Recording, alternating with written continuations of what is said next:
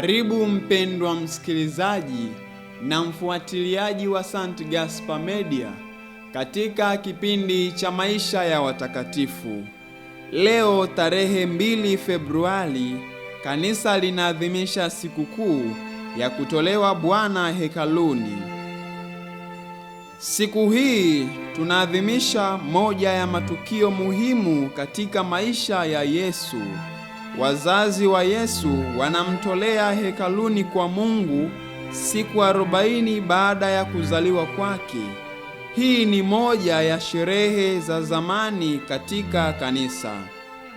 Tunafahamu kwamba ilianza kusherehekewa huko Yerusalemu miaka 400 baada ya kuzaliwa Kristo, na ilisherehekewa kwa mtindo tunaofanya leo, ambapo waamini walifanya maandamano kutoka nje ya kanisa kuingia kanisani wakiwa wamebeba mishumaa. Kutoka Yerusalemu, sherehe hii ilienea katika makanisa mengine.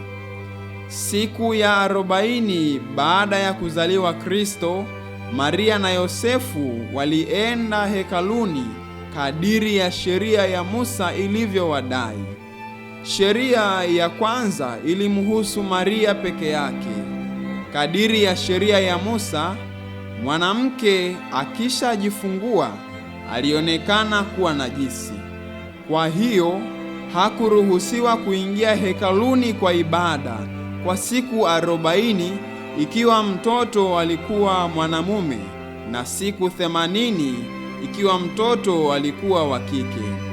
Baada ya muda wa siku 40, mwanamke ikiwa alizaa mtoto wa kiume alilazimika kujionesha na kujitambulisha hekaluni kutolea dhabihu ya mwanakondoo au ya njiwa ili apate kutakaswa kutokana na unajisi ule. Rejea kitabu cha Mambo ya Walawi sura ya 12 aya ya 1 hadi ya 8. Wanawake maskini ambao hawakuweza kununua mwanakondoo ilibidi watafute njiwa kama sadaka mbadala. Luka anatuambia kwamba Maria alitolea njiwa wawili. Hapa tuna uhakika kwamba familia takatifu ilikuwa ni familia maskini na fukara kama zilivyo familia nyingi za hapa kwetu. Sheria ya pili iliwahusu wote wawili, Maria na Yosefu, ili kuwasaidia Waisraeli kukumbuka kwamba walikuwa wamekombolewa kutoka utumwani Misri kwa malipo ya kifo cha wazaliwa wa kwanza wa Wamisri. Mungu kwa njia ya Musa aliwapa sheria ifuatayo: na siku hii itakuwa ya ukumbusho kwenu, nanyi mtaifanya kuwa sikukuu ya Bwana. Mtaifanya kuwa sikukuu kwa vizazi vyenu vyote kwa amri ya milele. Kila mzaliwa wa kwanza atakuwa mali ya Mungu. Rejea kitabu cha Kutoka sura ya 13 aya ya 12 hadi ya 14. Kwa kuwa Yesu ni mzaliwa wa kwanza, anastahili kuwa mali ya Mungu. Badala ya kumtolea Yesu kama sadaka kwa Bwana, walimtolea Mungu shekeli 5 ambazo ni sawa na mshahara wa siku 15 wa mfanyakazi wa kawaida. Na hao watakaokombolewa katika wanyama, tangu aliyepata mwezi mmoja atakombolewa, kama utakavyohesabu kima chake kwa fedha ya shekeli 5 kulingana na vipimo vya hema takatifu.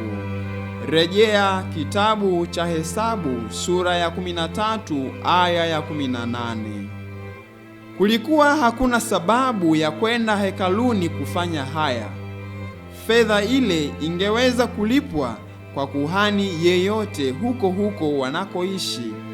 Lakini Maria na Yosefu walichagua kutekeleza amri zote mbili huko hekaluni Yerusalemu. Ni Roho wa Mungu pekee anayeweza kuwaongoza watu kumtambua na kumpokea Yesu kama Bwana na Mwokozi. Jambo hili ni wazi tukiwatazama Simeoni na Ana. Simeoni hakuwa kuhani, bali mzee mlei mcha Mungu aliyesali daima juu ya ujio wa Masiha kuwakomboa Waisraeli. Siku ile Simeoni kama kawaida yake alienda kusali hekaluni, na Ana alishinda daima hekaluni akisali. Kulikuwa na watu wengi hekaluni waliowaleta watoto wao kuwatolea kwa Bwana. Cha ajabu ni kwamba Simeoni na Ana, katika umati ule wa watu wengi na watoto wengi, waliweza kumtambua mtoto Yesu kuwa ndiye Masiha aliyesubiriwa. Roho wa Mungu aliwafunulia, wakamtambua yule waliyekuwa wakimsubiri kwa hamu. Moyo wake Simeoni uliwaka kwa furaha kubwa, akaimba wimbo wa kumsifu Mungu. Sasa Bwana, waweza kumruhusu mtumishi wako aende kwa amani, kwani kwa macho yangu nimeuona wokovu wako uliouweka machoni pa watu wote, nuru ya kuwa mwangaza wa mataifa na kuwa utukufu kwa watu wako Israeli. Rejea Injili ya Mtakatifu Luka sura ya 2 aya ya 29 hadi ya 32. Maneno ya Simeoni kwa wazazi wake ni wazi kuwa yalikuwa ni mshtuko mkubwa alipowaambia, tazama, huyu amewekwa kwa kuanguka na kuinuka kwa wengi walio katika Israeli, na kuwa ishara itakayonenewa. Nawe mwenyewe upanga utakuingia moyoni mwako, ili ukafunuliwe mawazo ya mioyo mingi. Rejea Injili ya Mtakatifu Luka sura ya 2 aya ya 33 hadi ya 35. Katika maneno haya hakuna maelezo ya kina yaliyotolewa. Alichojifunza Maria ni kwamba atateseka kuhusiana na mtoto wake, lakini akiongozwa na Roho wa Mungu aliendelea kujiachia mikononi mwa Mungu kama alivyojiachia kwake alipopewa ujumbe na malaika. Tazama, mimi ni mjakazi wa Bwana, na nitendewe kama ulivyonena. Rejea Injili ya Mtakatifu Luka sura ya 1 aya ya 38. Maria alikuja hekaluni kuabudu, ila hakufikiri sana kwamba kwa kuja kwake alihuisha lile tendo lake la kujiachilia kwa Mungu, na kwa namna hiyo ibada yake ya siku ile ilikuwa karibu sawa na ile ya mwanaye kujitoa kwa Mungu. Mtakatifu Sophronius anatupatia tafakari fupi inayotokana na sikukuu ya kutolewa Bwana hekaluni. Mshumaa unaowaka ni ishara ya utukufu wa Mungu ambao unakuja kufukuza giza la uovu na kufanya ulimwengu wote uangazwe na mwangaza wa mwanga wa milele. Mishumaa yetu inaonyesha pia jinsi roho zetu zinavyopaswa kung'aa tunapokwenda kukutana na Kristo.